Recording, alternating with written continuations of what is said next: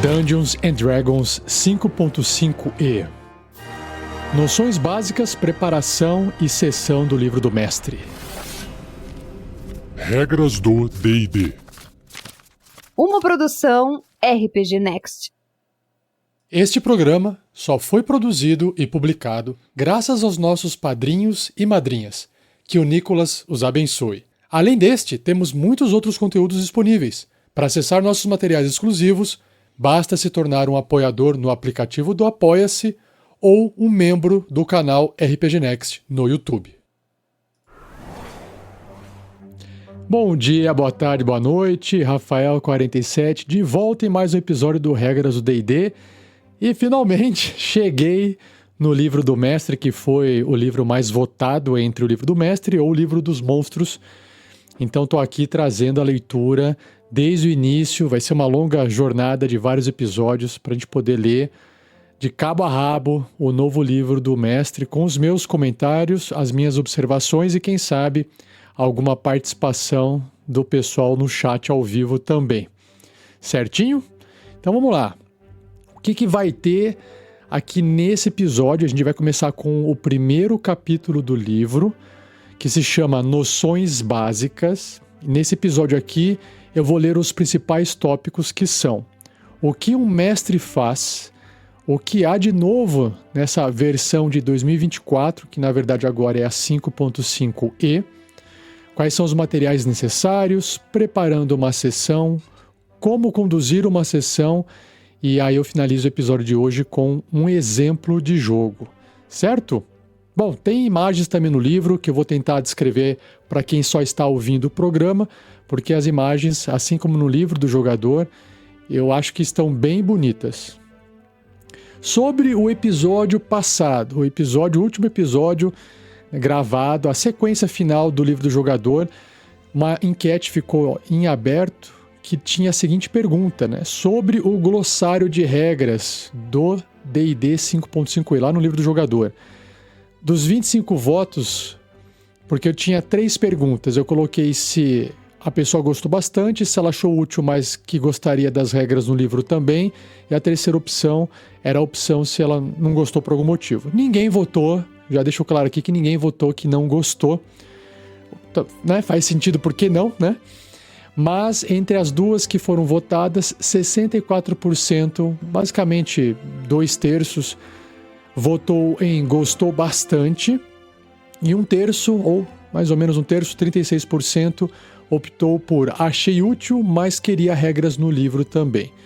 Eu também acabei votando porque eu acho que facilitaria um pouco mais se algumas explicações, na minha opinião, estivessem no corpo do livro e não no glossário. Eu acho bom ter o glossário, mas acho também interessante que as regras estejam um pouco mais claras durante a leitura, para você não ter que parar e lá no final consultar aquele termo. Mas isso deixaria o livro maior ainda, e já é gigante o livro, encareceria demais. Então, do jeito que está também, está ótimo, não tenho o que reclamar. Certo? Então vamos lá, sem mais delongas, vamos iniciar aqui esse episódio, só lembrando que ele faz parte da série com leitura comentada do conteúdo do livro do mestre do D&D 5.5e, publicado pela Wizards of the Coast em 2024. A versão que usamos aqui foi traduzida, ou está sendo traduzida de forma não oficial pelo projeto Heróis Anônimos. Mas atenção, ouvir esse programa não substitui a aquisição dos livros. O livro do jogador é um manual feito para ser consultado, revisitado e usado como ferramenta na mesa. Por isso você pode apoiar esse projeto e os criadores do jogo através do link de afiliado para a compra oficial do livro na descrição. Lembrando que no momento que estou gravando esse episódio, já tem a pré-venda do livro do mestre traduzido para o português, ok? Então, eu vou estar aqui mostrando para vocês o livro em inglês, que a resolução não está tão boa, porque foi um livro escaneado, é o que dá para mostrar.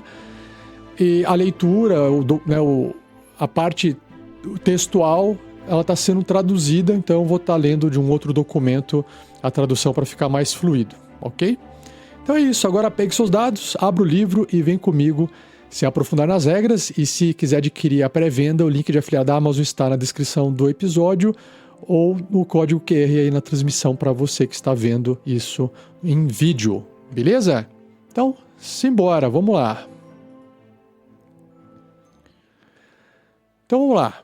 Uma vez que você abre o livro do mestre, também existe uma capa alternativa para quem gostaria de adquirir uma outra versão, que vem essas capas alternativas, como se fosse uma versão de luxo. Então você pode ver essas ilustrações. Ela é uma ilustração mais estilizada, um traço diferente, com cores mais monocromáticas. E aí, assim que você vira algumas páginas, aparece, já que se trata de do livro o guia do mestre da masmorra, o Dungeon Master's Guide, e já aparece um livro aberto com uma magia saindo de dentro do livro e uma espécie de um castelo ou uma casa flutuante aparecendo, que ilustra. E lembrando que se trata de uma edição comemorativa de 50 anos, né? O D&D, a data oficial de lançamento do D&D é 1974, então em 2024, quando essa nova versão saiu, completava 50 anos de D&D. E aí você tem uma página com créditos, uma página de sumário com todos os conteúdos, e aí sim, a partir da página 4, vem uma ilustração e a página 5, o texto do conteúdo sobre as noções básicas do D&D. Mas antes de eu começar a ler, eu quero tentar descrever aqui a ilustração de página inteira, muito bonita. Ela quase parece uma fotografia. O que tem nessa imagem? Primeiramente tem um texto, que acho que vale a pena ler antes de descrever a imagem, que é assim: uma mesa de jogo mágica não é essencial para jogar D&D, mas não seria divertido?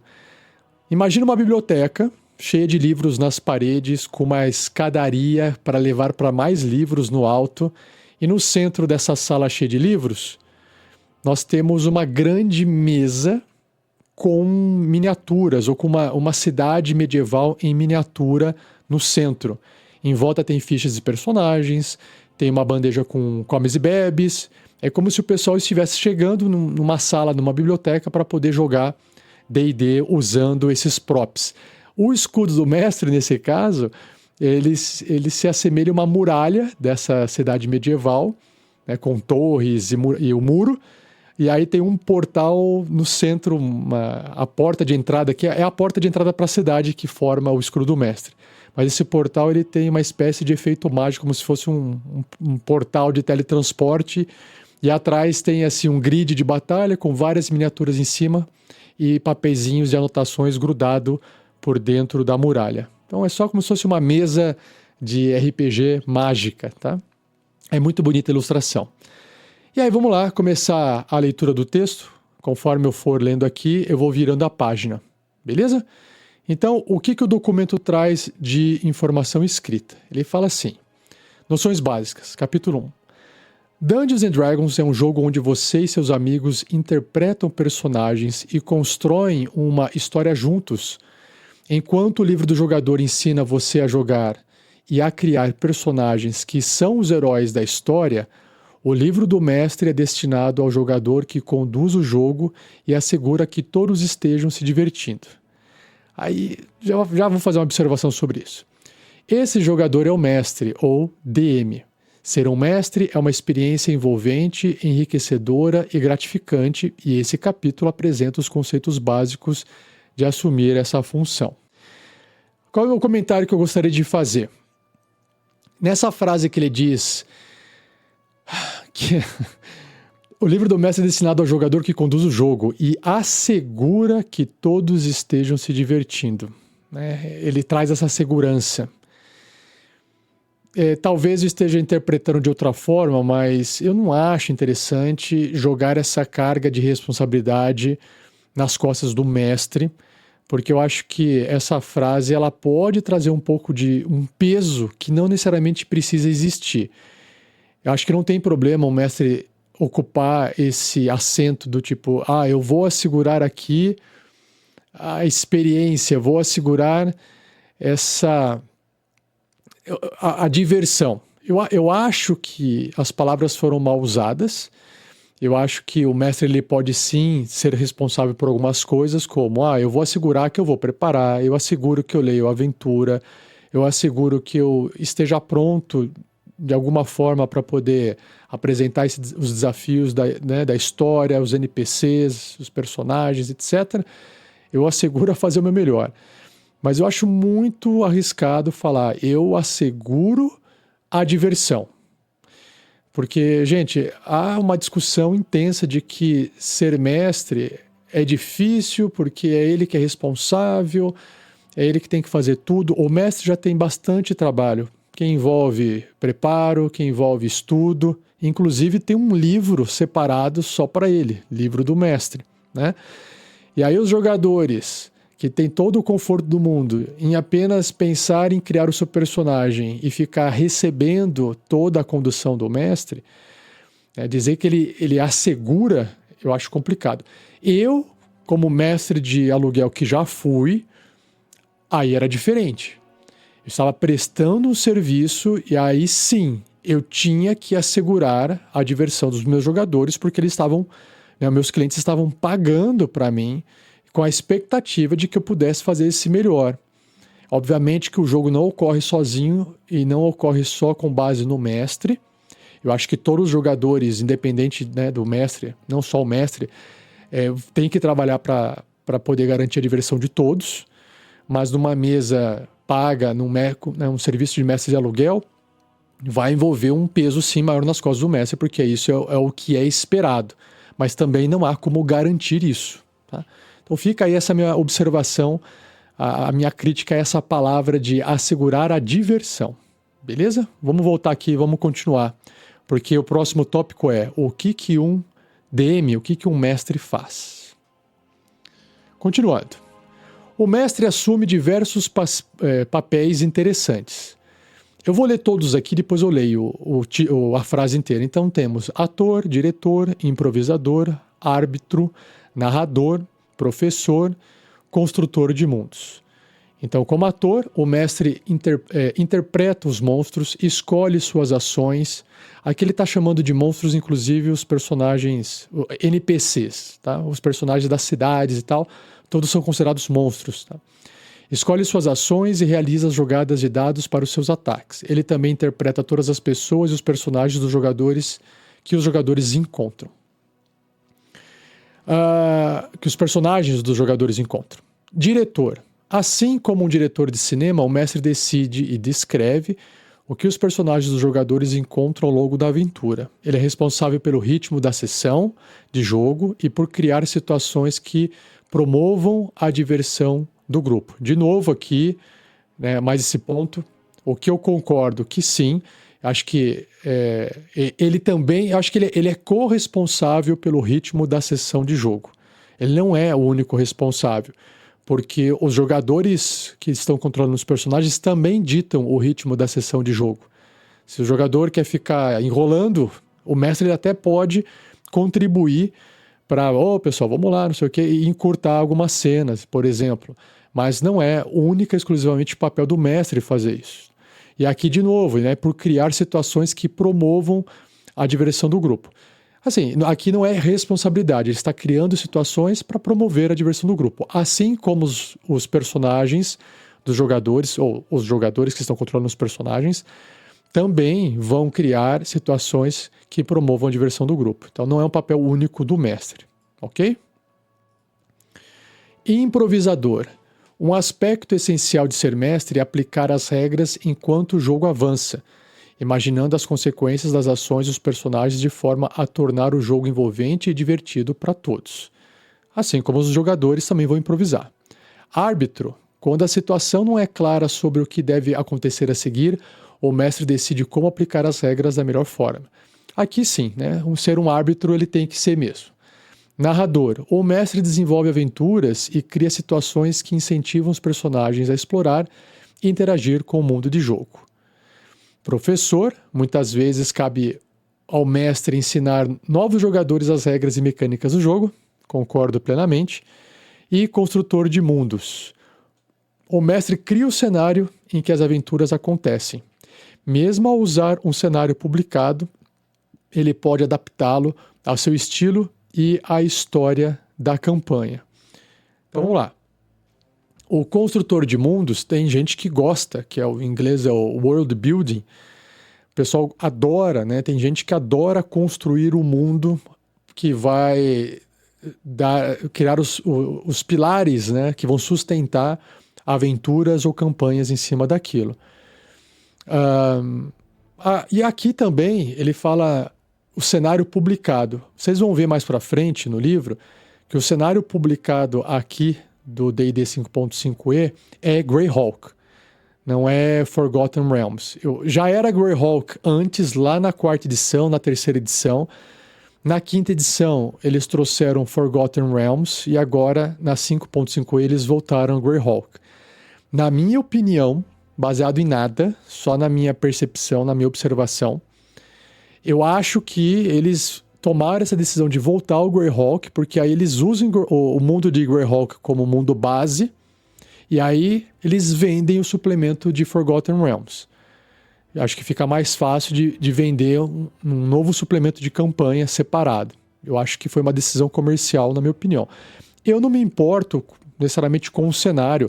Eu já joguei no cenário de Greyhawk, já joguei no cenário de Forgotten Realms. O Forgotten Realms, que são os Reinos Esquecidos, são mais famosos. É o cenário mais famoso. É onde se passa lá a aventura, a mina pedir de Phandelver, SKT, é tudo ali na Cosa Espada. Aquilo lá são os Reinos Esquecidos, está dentro dos Reinos Esquecidos, tá? Então é um mundo muito rico, é um cenário muito bacana, mas eu acho que o que tem que ser mais divertido e mais legal, na minha opinião, é a aventura, ou é a campanha, não importa onde ela esteja acontecendo ou se passando. E nada impede de você emprestar personagens de outros mundos, enfim, e trazer para sua aventura ou campanha, beleza? O mestre também vai poder improvisar com isso aí. Vamos continuar aqui. Dicas para mestres. A parte mais importante de ser um bom mestre é facilitar a diversão de todos na mesa. Lembre-se das seguintes dicas para ajudar a sessão a fluir bem. Eu vou ler aqui os títulos, depois eu leio o texto. Abrace a história compartilhada. Não é uma competição. Seja justo e flexível. Comunique-se com os jogadores. Erros são naturais. Se você esquecer ou interpretar algo incorretamente... Opa! Já tá valendo o texto do Erros são naturais. Tá vendo? Eu mesmo já cometi um erro aqui. Vamos lá. Abrace a história compartilhada. D&D é sobre contar uma história em grupo, então permita que os outros jogadores contribuam com as palavras e ações de seus personagens, incentive-os a participar perguntando o que seus personagens estão fazendo. Até aqui, maravilha. Não é uma competição. O mestre não está competindo contra os outros jogadores. Seu papel é oferecer desafios divertidos e manter a história em movimento. Eu concordo também. Mas é mais do que isso, também é saber dosar o nível de desafios para que também haja diversão. Porque ficar sempre tudo muito fácil também não é legal. Sempre tudo muito difícil também não é legal. Seja justo e flexível, trate seus jogadores de forma justa e imparcial, as regras ajudam nisso, e quando for necessário agir como árbitro, tome decisões que garantam a diversão de todos. Já eu faço um comentário interessante aqui. Comunique-se com os jogadores. A comunicação aberta é essencial para uma mesa de D&D bem-sucedida. Muitas questões podem ser resolvidas ou evitadas com uma conversa honesta. Faça perguntas e peça feedbacks após ou entre sessões. Legal. E os erros são naturais. Se você esquecer ou interpretar algo incorretamente, corrija e siga em frente. Ninguém espera que você memorize cada regra ou detalhe, mesmo que só perceba o erro após a sessão de jogo. É válido mencioná-lo no início da próxima e ajustar o que for necessário. São ótimas dicas, eu acho que o começo do livro, isso aqui são pilares fundamentais que vão estruturar e vão dar suporte para tudo que vai vir daqui para frente. Então é importante, é muito mais importante o mestre ter isso em mente do que qualquer outra informação detalhada sobre como é que cria item mágico, qual que é a regra opcional para fazer tal coisa no jogo. Isso não vai ter importância nenhuma se esses pilares fundamentais estiverem frágeis. E como é que você fortalece esses pilares? É basicamente igual, sei lá, fazer academia. Você vai repetindo, vai fazendo, vai praticando, vai pedindo feedback, vai ajustando, vai melhorando e com o tempo você, devagarinho, vai se tornando o melhor mestre a cada dia que passa. Eu lembro que uma vez, só uma pequena história aqui, uma vez eu tive contato com a caixa vermelha do D&D. Eu não sabia o que era RPG, eu era criança, devia ter talvez uns 12 anos de idade, eu não vou me recordar agora. Mas eu tive contato com a caixa vermelha, eu não sei se era a caixa vermelha do D&D, acho que era o D&D da Grow, aqui no Brasil. Era uma versão meio que não era vermelha, ela era uma versão meio board game, uma versão meio starter set. E aí eu lembro que o rapaz, o menininho lá, a criança, tinha esse jogo, um amiguinho meu na época falou assim, Rafael, tem um jogo lá, vamos jogar no salão de festas lá do condomínio. A gente foi lá jogar e eu lembro de ter visto o mapa, eu lembro de ter visto miniaturas, eu não lembro se era de papel, se era de plástico, acho que na época não tinha de plástico no Brasil, era tudo de papel. E eu lembro que eu não estava entendendo direito, porque não tinha muita imagem, era um grid meio vazio. E aí eu lembro que eu já cheguei meio que no meio, me deram um personagem e tinha um monstro, sei lá, acho que era um cão do inferno, um Hellhound, pra gente poder combater. Eu estava um pouco perdido, porque eu cheguei no meio e o dono do jogo também não entendia direito, né? E ele estava tentando jogar com a gente. Mas uma coisa me marcou que foi o seguinte, ele estava sendo mestre, né? A gente não entendia nada disso na época, hoje eu entendo. E aí ele estava controlando o monstro. E aí eu lembro que a gente rolou dado, a gente fez algum ataque, alguma coisa assim. E aí ele comentou algo assim, vocês erraram. E aí o outro menino que tinha me chamado, que acho que estava mais tempo ali em contato com o jogo, ele falou assim, como assim a gente errou? Se no ataque passado a gente tinha acertado. Por que mudou de acerto agora, de acerto agora virou erro, sendo que o resultado do dado foi o mesmo? Aí o menino, dono do jogo, falou assim, não, é que aqui nas regras diz que o mestre, não sei se ele usou a palavra mestre, mas vamos supor que tenha sido. Aqui nas regras diz que o mestre pode roubar nos dados. E assim, obviamente eu não consegui ler isso, eu não consegui comprovar se o que ele estava falando era verdade ou não, mas provavelmente tinha algum tipo de anotação nos sistemas antigos de que, olha, o mestre ele pode manipular o resultado para poder criar essa ideia de criar desafio, de você tentar fazer um equilíbrio. Só que assim, ele interpretou completamente errado, ele simplesmente foi lá e alterou as coisas a esmo, só para poder manter o monstro dele vivo. E aí eu lembro que depois disso, o menino que estava junto reclamou, brigou, e aí para mim, dali para frente virou uma névoa, assim, a lembrança. Eu acho que a gente não continuou o jogo, porque houve alguma discussão, ou eu também perdi o interesse, e aí desse ponto em diante, a minha memória, ela apagou. Eu não sei o que aconteceu, eu não sei se eu joguei mais, eu sei que eu não voltei a jogar. Então, perceba que enquanto estava ali, eu lembro o miolo da coisa, mas eu não lembro o começo direito nem o fim, porque no começo eu não estava entendendo e no fim eu achei o negócio chato pra caramba e aí nunca mais tive contato com aquilo. Ou seja, ele estava sendo um péssimo mestre, mas éramos crianças e faz parte, né? Continuando aqui. Bom, tem aqui uma caixinha de texto que diz assim, o que há de novo nessa versão 5.5e de 2024? Em inglês está escrito só 2024, mas agora a gente sabe que é 5.5e, né? Então, essa é a versão 5.5e de 2024 do livro do mestre. Grande parte do conteúdo foi reorganizado, expandido e reescrito em relação à versão 5e de 2014, tornando essa edição um substituto completo das anteriores. Eita, olha só essa frase. Tornando um substituto completo das versões anteriores. É isso que o pessoal não gostaria de ler, né? É feito todo um marketing para não criar um hate, né? Não criar uma reação negativa da base de clientes e fãs do jogo do que, vamos lançar uma versão, mas não se preocupem, que a versão anterior continua valendo, blá, blá. Gente, vamos lá. De 2014 para 2024 são 10 anos. Sabe, tá na hora de atualizar o material. Já não precisa nem esperar 10 anos para atualizar o material. Então, assim, que mal tem atualizar o material e falar que é uma nova versão. Eu acho que o pessoal coloca muitos dedos nisso e acho que a comunidade não deveria ver isso com maus olhos, porque afinal de contas é uma empresa que está querendo vender um produto e se você não quiser comprar a nova versão, você não precisa comprar a nova versão. Você pode continuar a versão antiga. E não tem nada de errado nisso. É igual uma banda lançar um novo álbum com novas músicas. É igual um restaurante lançar um novo prato de comida. Ou uma pizzaria inventar uma nova pizza.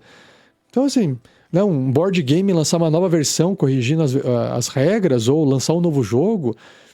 Então, assim, eu não entendo, às vezes, né, o motivo do pessoal ficar irritado, às vezes, com uma atualização do sistema.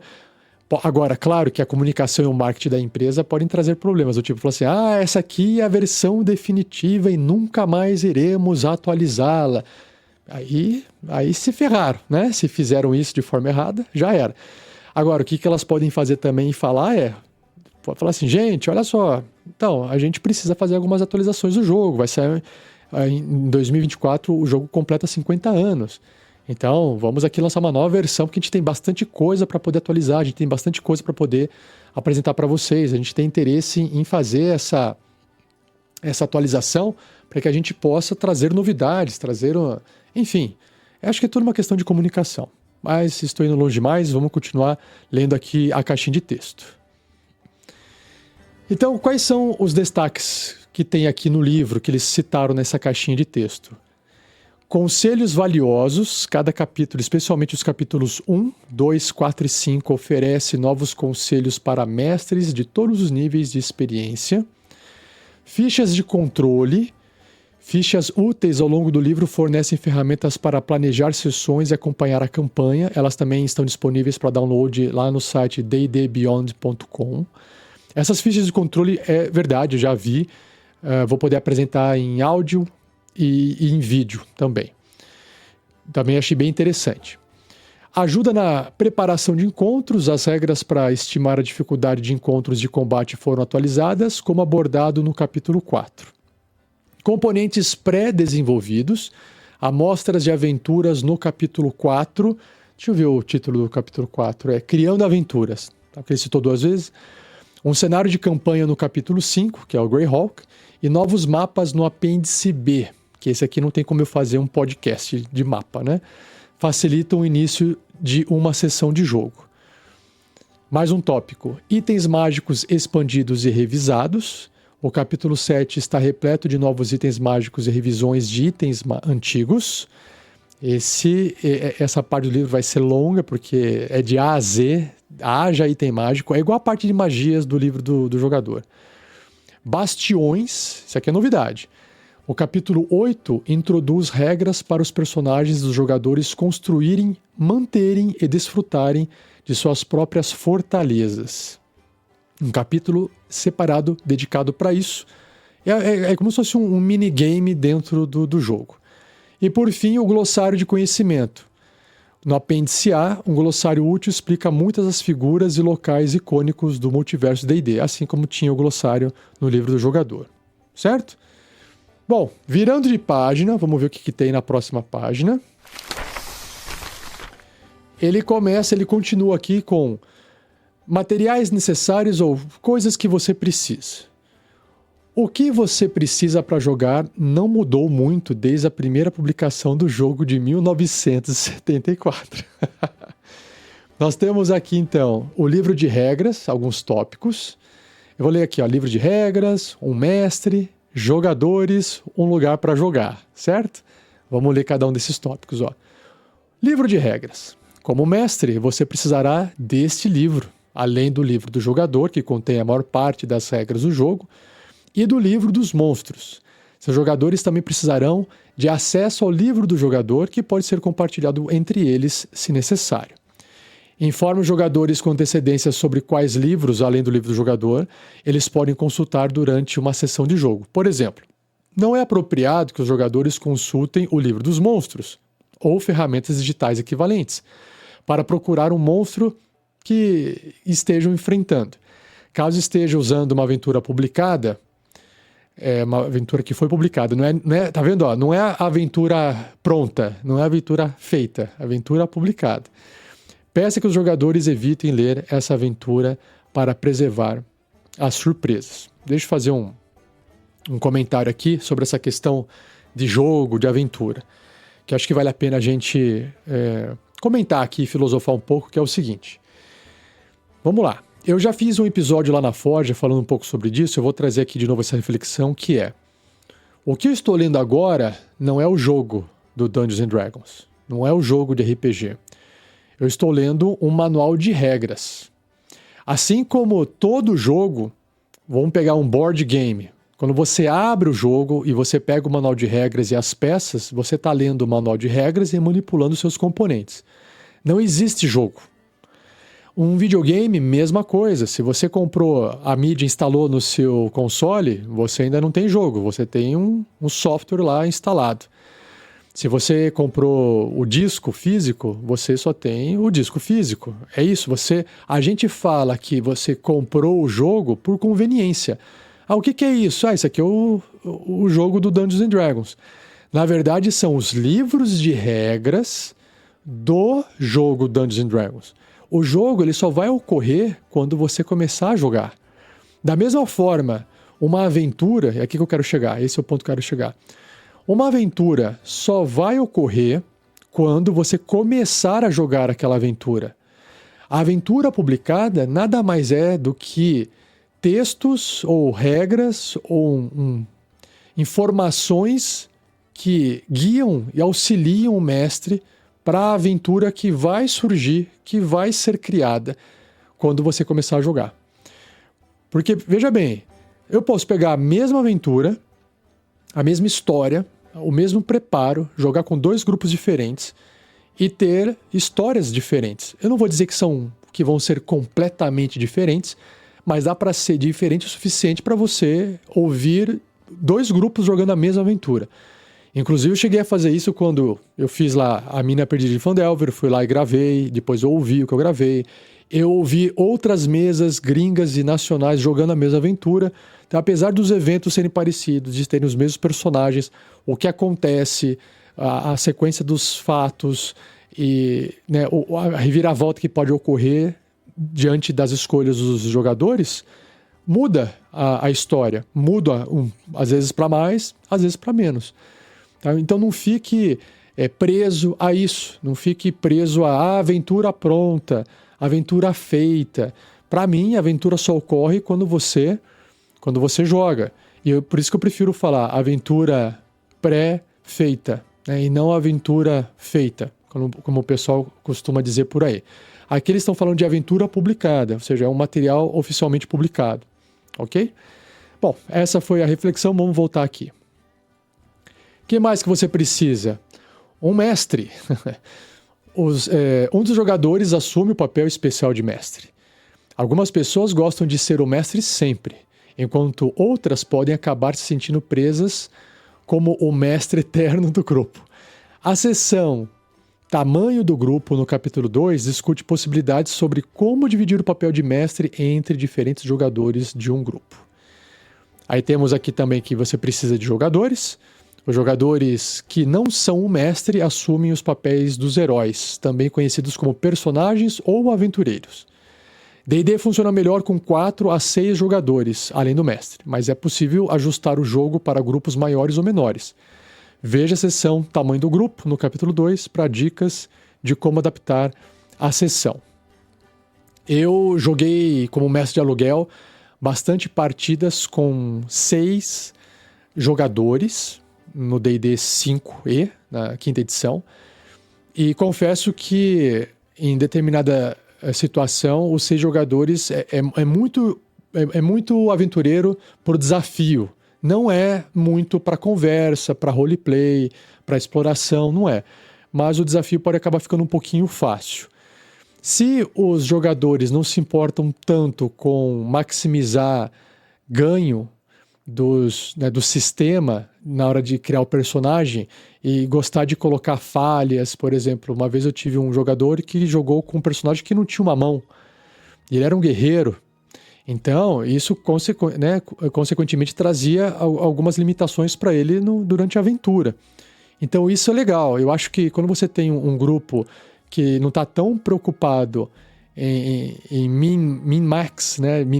Ficar maximizando e minimizando o que é ruim, maximizando o que é bom, e criar só personagens ultra poderosos com combo e tal, eu acho que não é um problema você ter 6 jogadores. Com 4, eu joguei poucas vezes com 4, mas dá uma boa.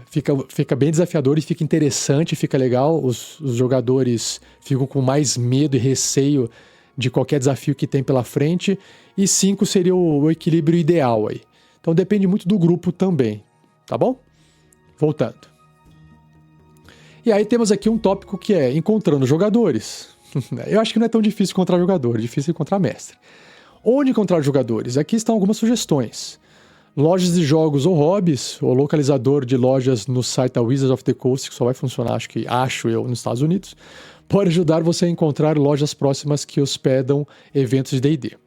Amigos, familiares, membros da comunidade, colegas de trabalho que gostam de jogos ou fantasia, clubes de jogos em escolas, redes sociais e sites de mensagens online, convenções de jogos. E por fim, um lugar para jogar. O espaço mínimo necessário para jogar D&D é um local onde todos do grupo possam se reunir e participar. Ao escolher o local, peça ajuda aos jogadores e leve em conta as necessidades de acessibilidade. Alguns podem ter dificuldades com pouca iluminação, ruídos de fundo, odores fortes, espaços apertados ou alérgenos específicos. Acomode o que puder e informe antecipadamente sobre o que não puder adaptar. Se possível, jogue em um ambiente com mínimas distrações visuais ou sonoras. Prefira locais que reforcem a ambientação desejada e tenham pouca circulação de pessoas que não estejam jogando. E se o espaço for compartilhado, reserve-o com antecedência. Você também pode jogar D&D em qualquer lugar onde o grupo possa se reunir em um ambiente online, desde uma chamada de vídeo em grupo até uma plataforma virtual especializada. Então aqui existem hoje os VTTs que explodiram, principalmente na época da pandemia, onde o pessoal se viu forçado a ficar em casa e para poder jogar não tinha outra forma a não ser de fazendo isso remoto. A gente no RPG Next, a gente já vinha fazendo isso de forma remota desde 2015, porque foi a única maneira que a gente encontrou de conseguir jogar com frequência. O problema de jogar presencial é você coordenar, você juntar todo mundo. As pessoas têm que se deslocar, elas têm que... Remotamente você pode reservar 2 horas do seu dia à noite para jogar.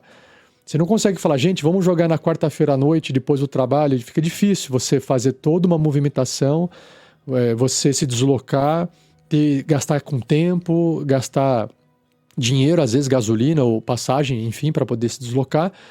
Para você ficar 2 horas não compensa. Então, às vezes o pessoal fala, não, para fazer presencial tem que ser no final de semana, mas aí você tem que reservar a tarde inteira. E aí, dependendo da rotina, né, da vida das pessoas, não posso reservar a tarde inteira. Então, eu acho que online se resolve mais fácil esse tipo de coisa. É óbvio que você perde no online algumas coisas e você também ganha em outras. Mas aí isso seria um programa à parte que a gente já fez, já discutiu. Vai procurar os episódios da Forja para poder ouvir esse bate-papo, certinho? E aí nós temos aqui, vamos voltar aqui para o livro. Nós temos aqui uma caixinha. Deixa eu ver se já está na hora de eu ler a caixinha. Eu não vou ler a caixinha ainda, porque a gente leu aqui que você precisa de um lugar para jogar.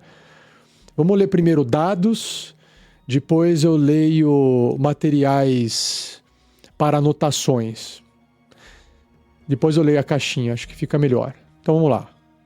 Não, eu vou fazer o seguinte, eu vou ler a caixinha agora.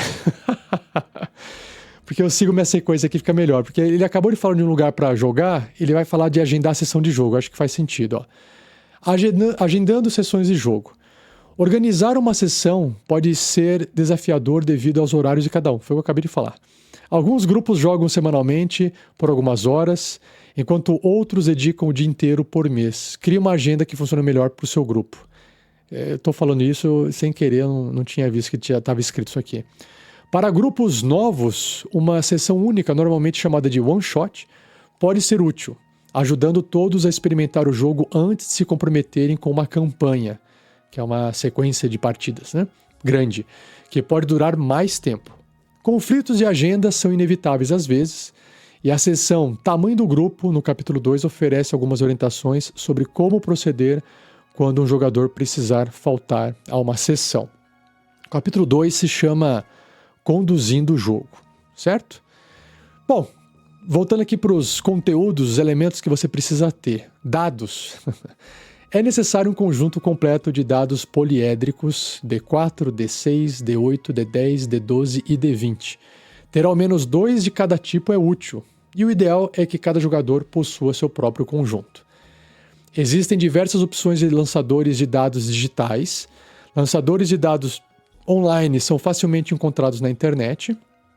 Aplicativos especializados de dados podem ser encontrados em lojas de aplicativos e mesas virtuais geralmente têm funcionalidades embutidas para lançar dados. Se você já ouviu falar também, acrescentando aqui, torre de dado nada mais é um equipamento que parece uma torre, que tem vários formatos. Hoje com impressora 3D o pessoal faz de tudo, que serve para duas coisas. Primeiro que ele é um artefato que fica na mesa parecendo uma torre e chama atenção. Dependendo do design dele, é bem interessante. Então ele traz esse elemento estético. Segundo, você solta os dados no topo dele, ele desce rolando e cai numa bandeja. A vantagem dessa bandeja é que os dados não se espalham. Se você estiver jogando numa mesa, é muito comum o pessoal se empolgar, jogar os dados na mesa, os dados irem quicando, rolando, principalmente o D20, que é mais redondinho, e o dado, né, cair no chão, o pessoal perde. Então, uma torre de dados pode ajudar, ou uma bandeja, né, de veludo, algo assim, ajuda os dados a não saírem correndo por aí. Mas não é necessário, obviamente. Materiais para anotações. Todos precisam de uma forma de fazer anotações. Durante cada rodada de combate, alguém deve acompanhar a iniciativa, pontos de vida, condições e outras informações. Geralmente, os jogadores gostam de registrar o que acontece na aventura, e ao menos um deles deve anotar as pistas e tesouros coletados pelos personagens. Aqui, uma observação. Independentemente se você gosta de jogar só online ou só presencial, né, ou os dois, enfim, eu acho hoje que anotar as coisas em papel e na mão, eu acho muito ruim pro D&D. É muito chato você ficar anotando o ponto de vida de monstro separado, a iniciativa de cada um, demora, a condição que cada um tem. Eu não gosto, eu acho bem ruim. Então, o VTT, nesse momento, a mesa virtual, ela se destaca demais, porque você coloca condições, pontos de vida, de forma visual, você bate o olho e você já sabe o que o personagem ou o monstro tem. E você pode associar isso à partida presencial também.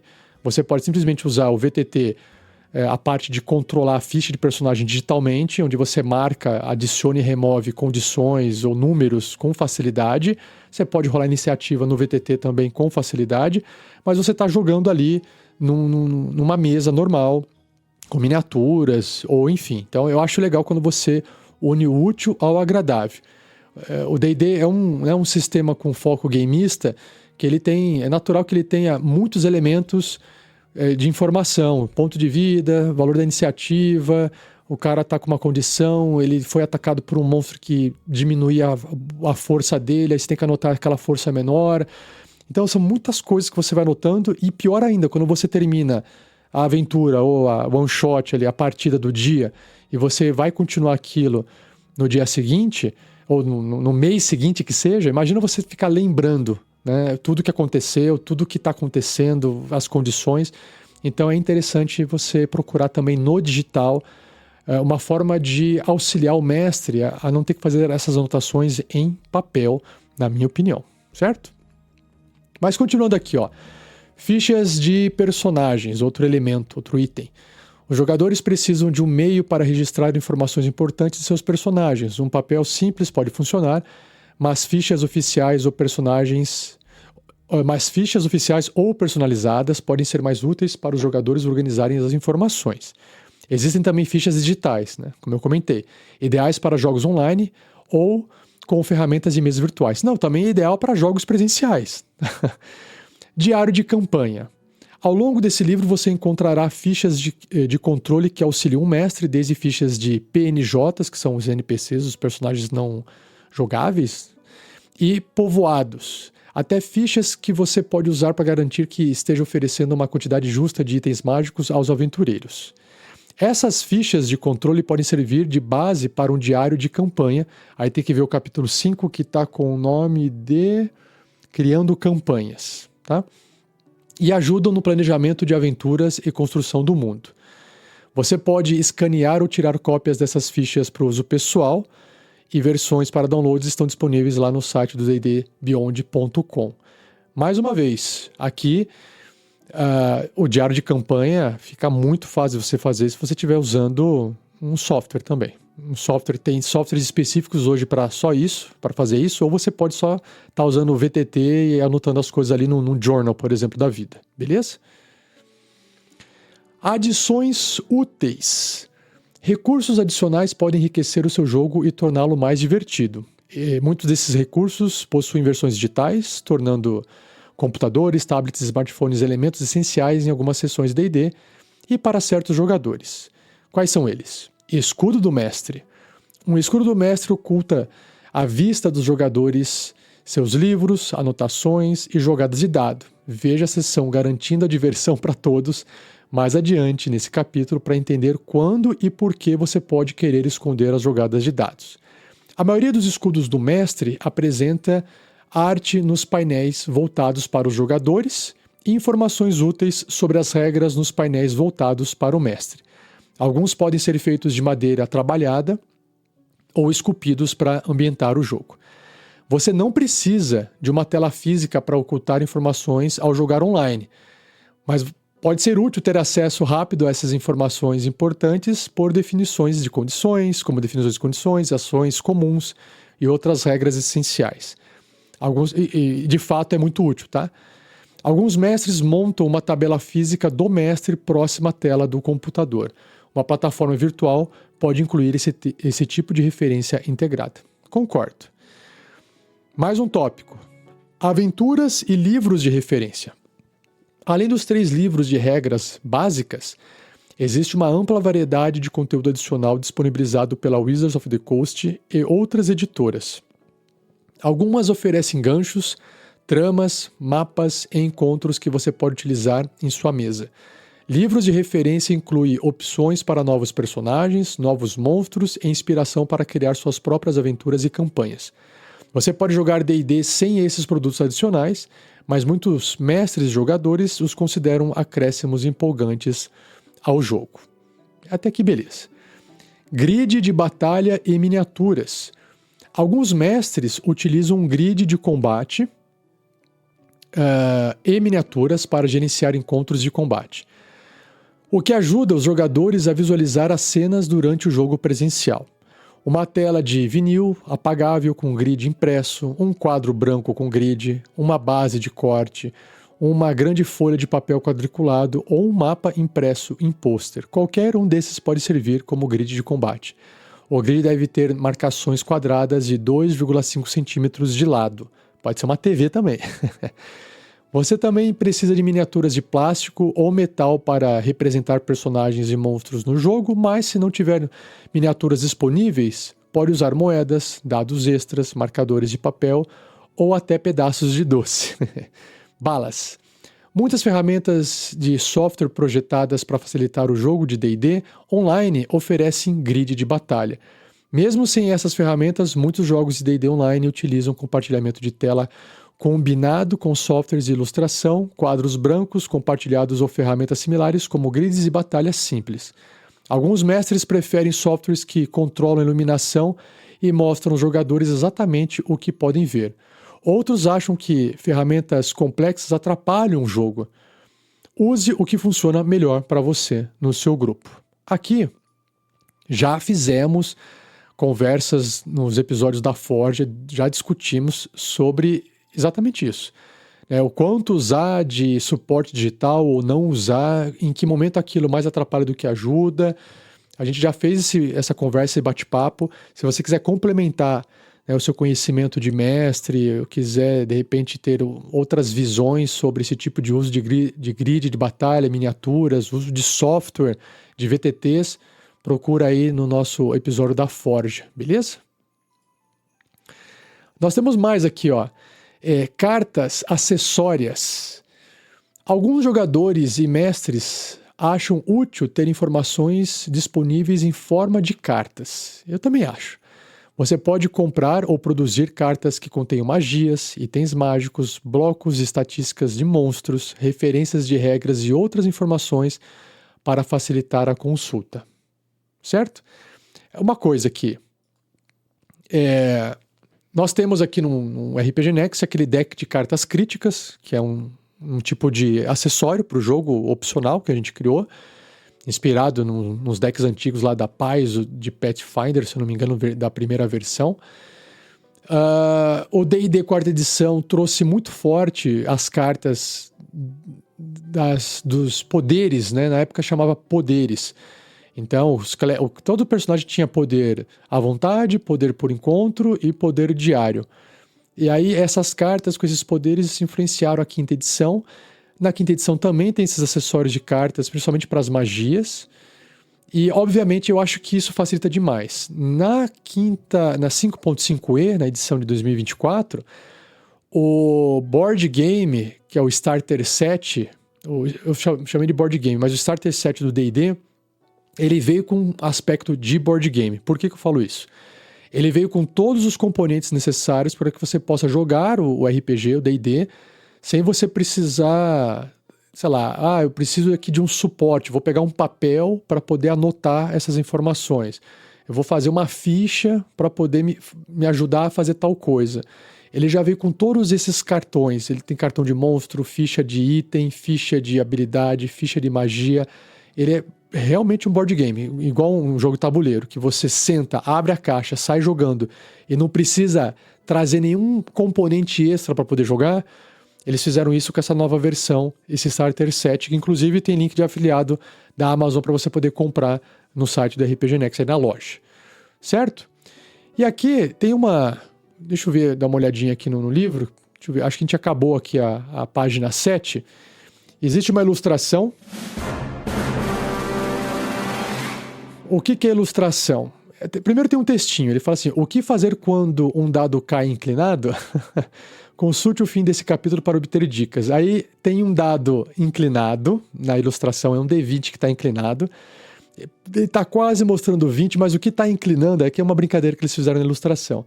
O que está inclinando o dado é o rabinho eu acho que é um imp, é um pequeno diabrete aí, encolhido, um cara meio de ET, olhando assim para você. Ele que tá com o rabinho dele deixando o dado ficar inclinado, né? Como se ele fosse do mal, assim. Inclinei o dado, né? Então tá aqui um questionamento, né? O que fazer quando o dado cai inclinado? Consulte o fim desse capítulo para obter dicas. Pô, pega o dado e joga de novo, né, gente? Acho que tá resolvido. Mas vamos lá, deixa eu virar aqui de página, porque o próximo tópico é preparando uma sessão. Nós temos aqui mais uma pequena ilustração, mas ela ocupa 1/4 da página só.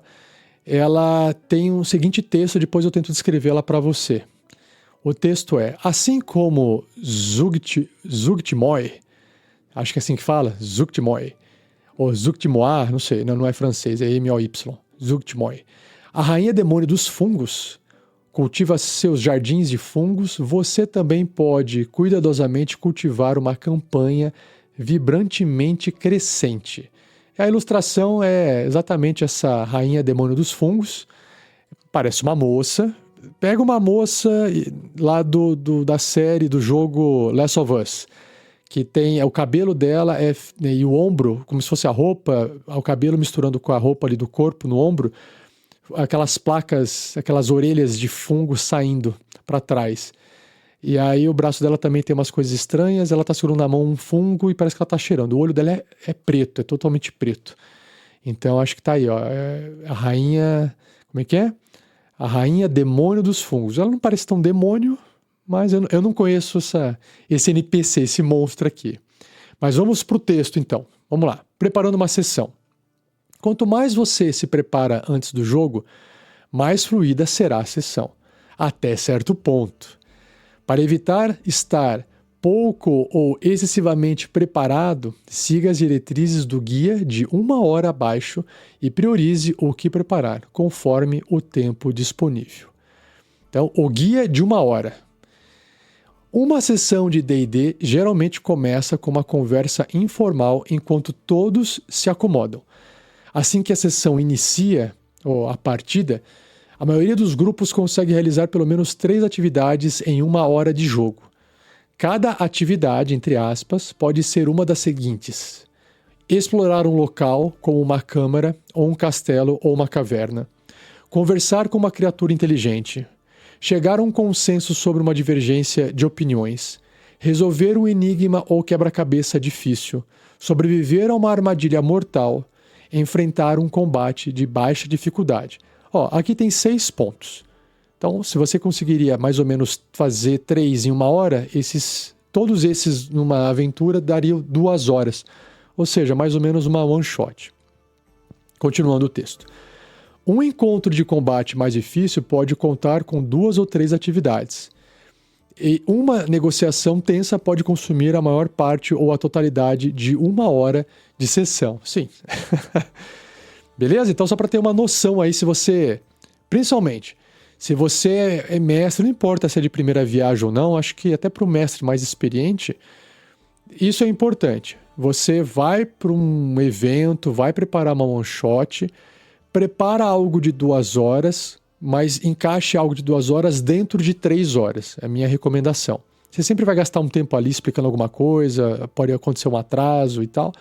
Encaixa algo de 2 horas dentro de um espaço de 3 horas. Beleza? E aí, obviamente, se você só tem 2 horas para o jogo, você vai ter que escolher aí pelo menos 6 itens, ou de repente, como ele disse aqui, de repente às vezes um combate de baixa dificuldade que vai ocupar mais ou menos um pouco menos de meia hora, às vezes um combate pode durar 1 hora inteira. Então, toma cuidado com isso também, beleza? Voltando. Tempo de preparação. As seguintes diretrizes podem ajudá-lo a se preparar para uma sessão de jogo utilizando uma aventura publicada. Então, nós temos aqui também uma preparação de 1 hora. Vamos ver. Se você dedicar 1 hora por semana se preparando para uma sessão, siga essas etapas. Etapa 1. Foque na história da aventura. Leia ou releia a introdução e as informações contextuais da aventura. Elabore uma lista de pontos principais da trama para assegurar que a história se desenvolva de maneira coerente. Etapa 2. Identifique os encontros que deseja realizar e determine a probabilidade de cada um ocorrer, categorizando-os como inevitável, possível ou improvável. E, geralmente o que vai acontecer é o improvável. Etapa 3. Reúna todos os mapas necessários para os encontros inevitáveis e possíveis. Então, concentre o restante do tempo de preparação nos encontros inevitáveis, conforme detalhado abaixo. Então, por exemplo, para os encontros de combate, revise as táticas e os blocos de estatística dos monstros. Anote quaisquer regras especiais que se apliquem ao cenário do encontro. Para encontros de interação social, anote informações sobre os personagens não jogadores, que são os NPCs ou os PNJs, envolvidos, suas personalidades, objetivos e táticas. Para encontros de exploração, registre qualquer pista ou informação que os personagens devam descobrir e revise quaisquer regras especiais que possam influenciar o encontro. Etapa 3 dá um trabalhinho. Etapa 4. Considere como cada encontro inevitável se relaciona com as motivações dos jogadores. Veja também a seção Conheça os Jogadores no capítulo 2. Pense em elementos que você possa adicionar para atraí-los. Por exemplo, um encontro de combate pode começar com uma negociação tensa, projetada para envolver jogadores que apreciam interação social. E depois, nós temos aqui a etapa número 5. Ele fala assim: revise rapidamente os encontros que você categorizou como possíveis.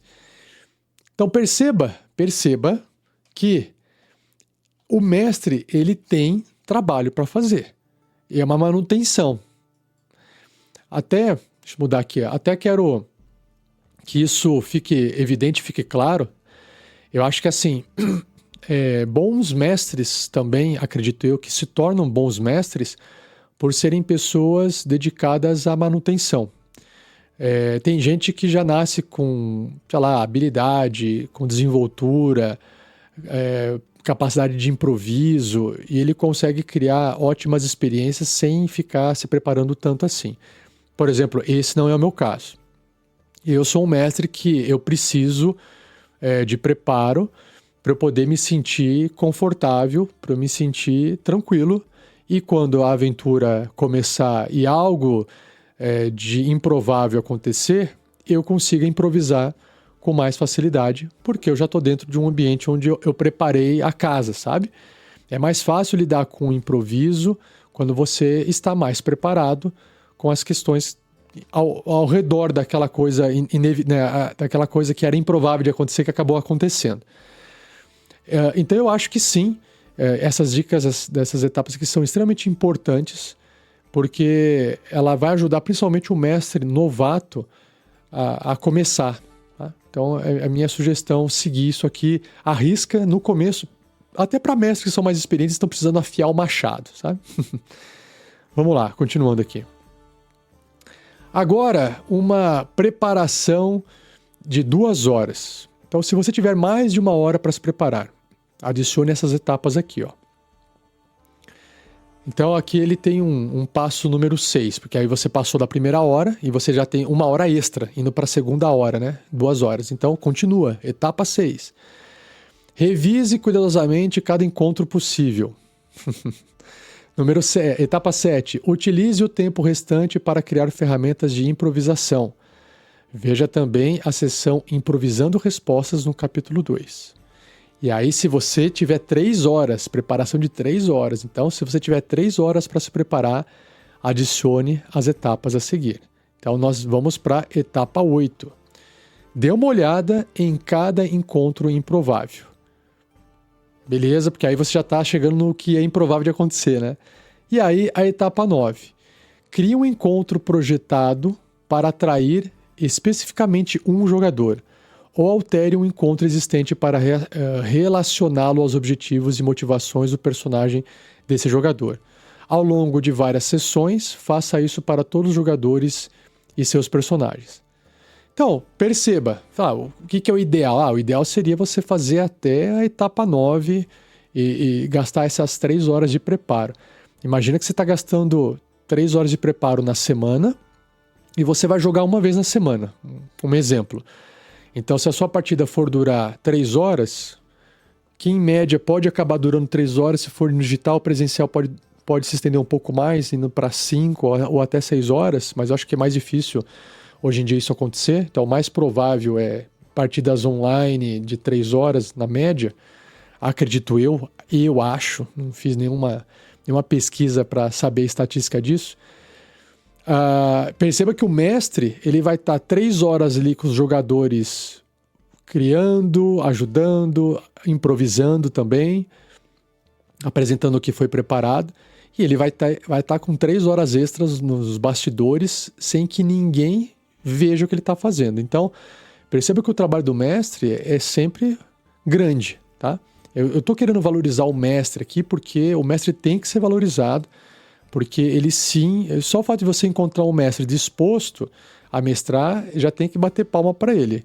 É claro que vão existir mestres bons e ruins, como tudo na vida, e mestres ruins às vezes só não estão dedicando tempo suficiente de preparo para poder fazer a aventura ficar um pouquinho melhor, ou ele ser um melhor facilitador na aventura. É claro que existem sistemas que não tem a proposta de não precisar de um mestre, onde todo mundo constrói a narrativa ali com o sistema em conjunto. Mas a gente está lendo o livro do D&D, então D&D funciona assim e depende bastante do trabalho do mestre, certo? E aí nós temos aqui um próximo tópico, que é como conduzir uma sessão, uma partida de jogo. Essa sessão explica como conduzir uma sessão. Então, essa sessão do livro, com C cedilha, explica como conduzir a sessão de jogo com 2 S. Mais adiante, os capítulos 4 e 5 detalham como combinar sessões em aventuras e aventuras em campanhas, tá? Porque você vai fazendo várias sessões, né, dentro de uma aventura vai ter várias sessões, e se você fizer várias aventuras, você tem uma campanha. Bom, nós temos aqui a recapitulação. Não sei se vocês já ouviram Tarrasque na Bota, mas no início do episódio de uma aventura, não na primeira sessão, tem lá, no último episódio, e aí tem a recapitulação. Eu, como mestre de aluguel, fazia isso também toda a partida. Fazia um resumo da partida passada e apresentava para os jogadores. E sempre, terminava a partida, eu anotava o que tinha acontecido. Eu escrevia, fazia um pequeno resumo para poder contar para eles na próxima partida, para a gente relembrar. Hoje, com inteligência artificial, isso fica muito mais fácil. Se você gravou, se você tem um vídeo, se tem algum registro que você consiga, ou de repente foi só anotações na mão, mas você consiga alimentar uma inteligência artificial e pedir para ela um resumo, se ela tiver as informações do que aconteceu na aventura, obviamente, ela consegue te ajudar também a fazer uma recapitulação de forma bem rápida, né, bem eficaz. Bem eficiente, eficaz, você tem que ler para ver se está bom, né? Então, o que é a recapitulação? Inicie cada sessão de jogo com uma recapitulação da sessão anterior. Isso ajuda os jogadores a se reconectar com a história e fornece informações importantes para aqueles que perderam a última sessão. Não, né? O mestre também ajuda, né? Você pode fazer a recapitulação ou convidar um ou mais jogadores a fazê-la. Ambas as abordagens têm seus benefícios. Então, você tem aqui os dois tipos de recapitulação, do mestre e do jogador. Do mestre diz, se você fizer a recapitulação, conseguirá transmitir informações específicas ou mantê-la concisa e focada no que é relevante. Já a do jogador, se os jogadores fizerem a recapitulação, você poderá avaliar o que consideram importante e entender melhor as percepções que eles tiveram do jogo. Nunca tinha pensado nisso. Se algo importante for esquecido, você pode acrescentar um lembrete. Legal. Se você pede para o jogador, ou os jogadores, né, eles vão contar o que mais eles lembram. Eu, como mestre de aluguel, sinto na responsabilidade de fazer esse trabalho. Mas, se os jogadores sentem vontade de complementar e fazer eles, eu acho que é interessante, porque pode dar alguns sinais interessantes para o mestre também, né? Nunca tinha pensado nessa possibilidade. Eu também nunca participei de nenhuma partida RPG que o mestre pediu para a gente fazer essa recapitulação. Outra coisa que tem que lembrar é que no jogo, dentro ali da aventura, às vezes você está conversando na taverna com seus amigos, aí acaba a sessão. E aí, no mundo do jogo, vocês continuaram conversando, mas na vida real passou uma semana, passou um mês. Como é que você vai lembrar do que você estava conversando ali na taverna antes de interromper a sessão? Então, tem que ter essa recapitulação. E o jogador não é obrigado a gravar uma informação, porque são realidades diferentes. Um é um mundo de fantasia que os personagens estão lá vivendo no tempo do jogo, e o outro é a vida real, que você tem um monte de coisa para fazer diferente que vai fazer você esquecer do que está acontecendo no jogo. Então, tem que ter, sim, recapitulação, e ninguém é obrigado a decorar o que aconteceu. Agora, fazer anotações para não se esquecer que você pegou uma flecha e passou num sangue de um bicho para fazer alguma coisa, se o personagem do seu jogador fez isso, aí é importante você anotar isso na sua ficha para você não esquecer. Mas eu estou fugindo do tópico aqui, vamos voltar. Encontros. Uma sessão de D&D geralmente consiste em uma série de encontros, assim como um filme é composto em cenas. Em cada encontro, o mestre descreve criaturas e lugares, enquanto os personagens tomam decisões. Os encontros podem incluir exploração, que é interação com o ambiente e quebra-cabeças, interação social ou combate, e o livro do jogador descreve o ritmo do jogo de um encontro. As sessões a seguir fornecem detalhes sobre como um encontro normalmente se desenvolve em 3 etapas. Então vamos lá. Aqui ele colocou etapas, mas podem ser passos também, né? Então vamos lá para a etapa número 1. Descreva a situação. Como mestre, você decide o quanto deve revelar aos jogadores. todas as informações necessárias para as escolhas dos jogadores vêm de você, conforme as regras do jogo e os limites de conhecimento e sentidos dos personagens. Informe-os sobre tudo o que precisam saber. Aqui tem uma informaçãozinha que diz assim, ó, uma caixinha de texto.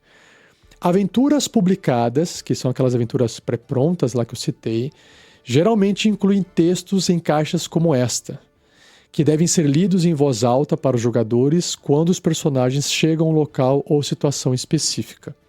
Esses textos geralmente descrevem cenários para os jogadores entenderem o ambiente e as opções disponíveis para seus personagens. E eu, sinceramente, acho um pouco resumido demais, eu acho um pouco fraquinho, geralmente, esses textos. Eu sempre dou uma incrementada. Se você estiver conduzindo uma aventura publicada ou uma de criação própria, concentre-se na percepção dos personagens ao descrever uma sala ou situação. Não é necessário revelar todos os detalhes de imediato, pois os jogadores costumam perder o foco após cerca de 3 frases descritivas. Agora entendi porque os textos são curtos. À medida que os personagens exploram, examinam objetos e abrem gavetas e baús, forneça mais detalhes sobre o que eles encontram. Tá, eu tenho que talvez... Nota mental. Talvez eu, como mestre, precise encurtar as minhas descrições para que o pessoal não perca o foco após cerca de 3 frases descritivas. Ninguém me deu esse tipo de feedback. Falou, Rafael, você está com textos muito longos, descrevendo demais. Nunca ninguém me deu esse feedback. Por favor, eu preciso desse feedback. Se você já foi jogador meu, me responda, me escreva. Eu preciso saber. Agora eu fiquei encasquetado com isso. Voltando. Na seção narração, no capítulo 2, oferece conselhos mais abrangentes e exemplos de narração. Tá? Aí no passo 2, ou na etapa 2, deixe os jogadores falarem. Então, depois que o mestre descreveu, agora é a vez dos jogadores falarem. Então, ao concluir a descrição da situação, pergunte aos jogadores o que seus personagens desejam fazer. Ouça as respostas e identifique como resolver as ações deles, solicitando mais informações quando necessário. Os jogadores podem responder em grupo, como passamos pela porta, ou individualmente, com ações específicas. Por exemplo, um procura um baú enquanto o outro examina uma estante de livros. Fora do combate, não há turnos, mas cada jogador deve ter a oportunidade de informar o que o seu personagem está fazendo, permitindo que você resolva as ações de todos. Em combate, todos têm um turno na ordem de iniciativa. E depois, na etapa 3, ou passo 3, você vai descrever o que acontece. Mas a gente tem que... tem que fazer nada, tem que continuar lendo aqui. Então, descreva o que acontece na etapa 3. Após os jogadores escreverem as ações de seus personagens, cabe ao mestre resolvê-las, utilizando as regras de aventura que preparou. Para tomar decisões, considere as seguintes possibilidades. Temos várias aqui, ó. Resolução simples. Às vezes, a situação é clara. Se um aventureiro quiser atravessar uma sala vazia e abrir uma porta, você pode simplesmente dizer que a porta se abre e descrever o que se encontra além, possivelmente referenciando o seu mapa ou anotações. Então, resolução simples. Agora, obstáculos ao sucesso. Saindo de obstáculo indo até o sucesso. Um cadeado, um guarda ou outro obstáculo pode dificultar uma tarefa. Nesses casos, normalmente é necessário realizar um teste de D20, frequentemente um teste de atributo. Por exemplo, pode ser necessário um teste bem-sucedido de destreza, usando prestidigitação, para abrir um cadeado, ou um teste de carisma, usando persuasão, acompanhado de algumas moedas para subornar um guarda. A seção Resolvendo Resultados, no capítulo 2, oferece orientações adicionais sobre o uso dos testes de D20 e outras ferramentas para determinar os resultados das sessões dos personagens. Aí você também tem a interpretação. Quando os jogadores interagem com outras criaturas, interprete-as com base em sua natureza. Amigáveis, indiferentes ou hostis. São apenas esses 3. Improvise com base no que você sabe sobre as criaturas. seus conhecimentos e suas motivações. Em seguida, devida a essas criaturas enquanto descreve o que acontece. Veja também a seção Conduzindo uma Interação Social no capítulo 2 para obter mais conselhos. Outro tópico é uma ação por vez.